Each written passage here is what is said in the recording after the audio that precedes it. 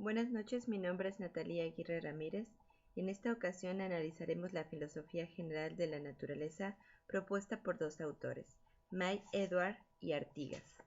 En primer punto o en primera instancia vamos a tener a May Edward, en donde nos propone y nos menciona que existe una distinción entre la filosofía de la naturaleza y la filosofía de la ciencia. Todo parte a través del conocimiento. ¿Es el ser humano capaz de conocer a la naturaleza? ¿Qué tanto conocimiento y qué tan cierto es el conocimiento que adquiere el ser humano de la naturaleza?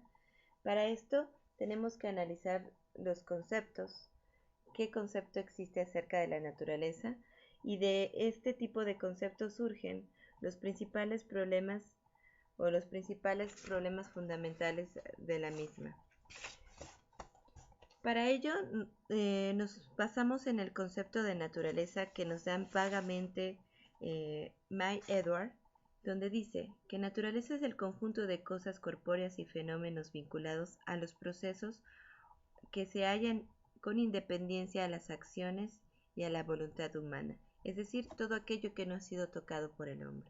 De ahí surgen diferentes dudas o diferentes planteamientos. La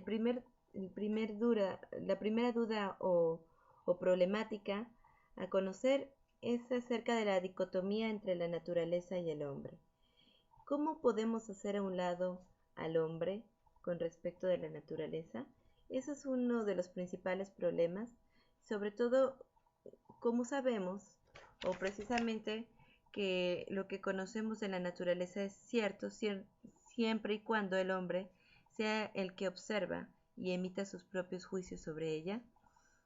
Todos ellos parten acerca de los principales problemas nociológicos. El primer problema nociológico que tenemos a analizar es el problema empírico sensualista, de los cuales nacen diferentes perspectivas o pensamientos. El primer pensamiento es un pensamiento acerca del fenomenismo y positivismo, en el cual se dice que se cuestiona sobre la cognoscibilidad de la realidad natural. Los sensualistas tienen sus orígenes en la teoría científica, cuyos precursores son Locke, Hume y Marsh. Actualmente Heisenberg y Bohr hacen un principio de relativismo en el cual ponen como énfasis a la observación, considerando el método empírico inductivo. Esto es por cuanto hace al fenomenismo positivismo. Por otra parte, tenemos dentro de la perspectiva empírica sensualista al inciso B, que es el realismo trascendental o crítico. En este realismo trascendental o crítico arranca con una crítica al empirismo sensualista, en donde considera que la tarea de la ciencia natural, según Planck, es investigar el mundo exterior, tal cual la observación de los fenómenos naturales y de los sustratos pasa a segundo término. Lo importante para el realismo trascendental o crítico es saber qué hay detrás del mundo. Considera que la metafísica tiene una relación real entre las conexiones del mundo natural. Esto pone el realismo trascendental pone como énfasis precisamente a la investigación del mundo exterior. Posteriormente tenemos otro problema ontológico, aquí lo vemos en el inciso C, que es la crítica de la fundamentación empirista de la ciencia, la cual a grandes rasgos nos dice que a pesar que las proposiciones universales son básicas, no presentan un procedimiento de la investigación que sea un principio empírico inductivo, pues para esta crítica le hace falta la validez real de todos los enunciados, es decir, le hace falta una fundamentación. Es por eso que su crítica a la corriente empirista de la ciencia es conocer su validez y su fundamentación del principio empírico inductivo. Como último número con respecto al punto o perspectiva empírico sensualista, el inciso D, tenemos la corriente que considera que la naturaleza de la axiomatización por lo que respecta al problema de la fundamentación última. Esto quiere decir que su precursor, que fue Hilbert, consideró la lógica y la axiomatización como una aplicación y un procedimiento y método para conocer de manera lógica la naturaleza, a través de un sistema de relaciones lógico-formales para dar apertura a la vía empírico-deductiva. Eso es por lado de Hilbert en cuanto hace a tomar como hincapié a la lógica o sistemas lógicos formales.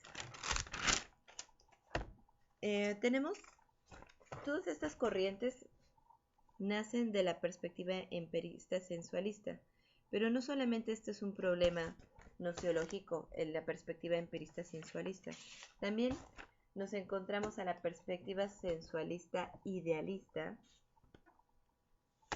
La perspectiva sensualista idealista tiene a su vez dos corrientes de pensamiento. Por un lado, tenemos el punto de vista de Kant y por el otro lado el convencionalismo. Por cuanto hace a Kant, la perspectiva sensualista idealista considera a Kant que existe una imposibilidad entre una dicotomía perfecta entre la lógica deductiva y lo empírico inductivo, pues considera que las proposiciones fundamentales para adquirir los conocimientos sobre la naturaleza se deben a un criticismo. Para él, las ciencias de la naturaleza jamás fue más allá del mundo de los fenómenos o de la realidad empírica.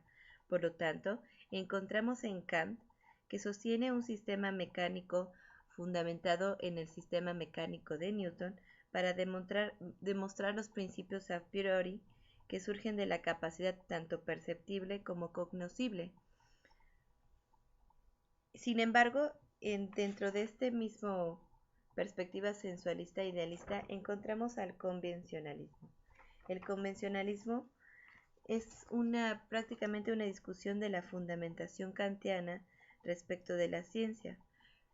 Poincaré hace las veces de precursor y dice que los sistemas y principios fundamentales no son otra cosa que fijaciones de convencionalismo. El convencionalismo o más bien apuesta a la libertad del ser humano con respecto a los principios convencionales de la sociedad, contradiciendo de alguna otra forma o criticando la perspectiva de Kant, en donde para él lo perceptible y cognoscible como pensamientos a priori era importante. Otro punto de vista importante es la perspectiva idealista instrumentalista, que se basa en el sistema unívoco del método de Hugo Dingler. En este punto, o en esta perspectiva, a diferencia de la perspectiva empírica sensualista idealista, la idealista instrumentalista que tiene Hugo Dingler apuesta por la libertad de elección, sobre todo que se aplica en el conocimiento de las ciencias naturales. Este filósofo rechaza el punto de partida sensualista, considerando que la realidad vivida es más importante, esa realidad que deja de soslayo a la reflexión, que constituye la base ineludible de toda reflexión científica. Es decir, él más bien pone como objeto en las ciencias científicas la experiencia vivida sin haberse reflexionado. Dingler decide por un sistema unívoco y metódico, designando un principio de orden pragmático, un principio operacional. A diferencia de esta perspectiva idealista instrumentalista en donde las operaciones tienen un mayor énfasis, nos encontramos con otro problema nociológico, en este caso la perspectiva idealista realista. La perspectiva idealista y realista tiene para su análisis